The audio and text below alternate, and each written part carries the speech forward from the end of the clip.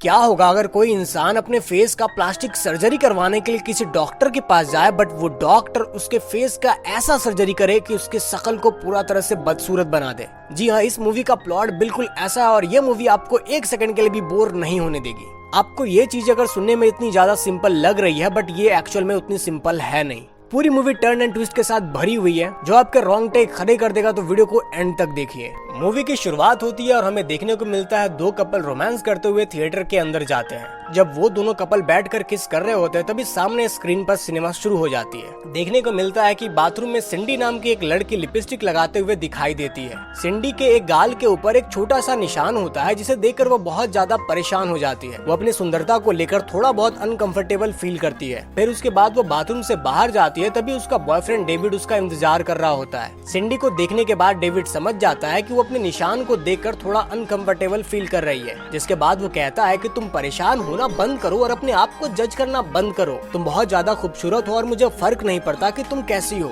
क्योंकि मैं तुमसे प्यार करता हूँ, तुम्हारे चेहरे से नहीं। इसके बाद डेविड आगे बताता है कि उसने अपनी मॉम से बात किया है कि उसकी मॉम की जान पहचान के एक प्लास्टिक सर्जरी करने वाले डॉक्टर्स हैं जो तुम्हारे स्किन का अच्छे से इलाज कर सकता है। आगे देखने को मिलता है कि सिंडी डेविड के बातों से प्रभावित हो जाती है और वो उसके बातों को मान लेती है। इसके बाद देखने को मिलता है कि सिंडी उस डॉक्टर्स के पास जाती है जहाँ पर उसका इलाज होता है। इलाज करने के दौरान डॉक्टर कहता है तुम्हें डरने की बिल्कुल भी जरूरत नहीं है। तभी सिंडी कहती है कि मुझे कोई हुस्न परी नहीं बनना है, मैं तो चाहती हूँ कि बस मैं शादी के दिन बहुत अच्छी दिखूं। आगे डॉक्टर कहता है कि क्या तुम कभी डेविड की माँ से मिली हो, क्या तुमने उनका प्लास्टिक सर्जरी कभी देखा है। तभी सिंडी कहती है कि मेरी आज तक उनसे मुलाकात कभी नहीं हुई है। आगे वो डॉक्टर पूछता है कि तुम्हारे फेस पर ये निशान कैसे आया। तभी सिंडी कहती है कि बचपन में उसका एक कार एक्सीडेंट हो गया था, जिसके बाद उसके पास इतने पैसे नहीं थे कि वो अपना इलाज करवा सके। डॉक्टर सिंडी का फेस देखता है, जिसके बाद वो कहता है कि हम इसको 95% तक ठीक कर सकते हैं। आगे डॉक्टर कहता है कि मैं तुम्हारे फेस पर थोड़ा बहुत और चेंजेस कर दूंगा, जिसके बाद तुम और भी ज्यादा खूबसूरत दिखोगी।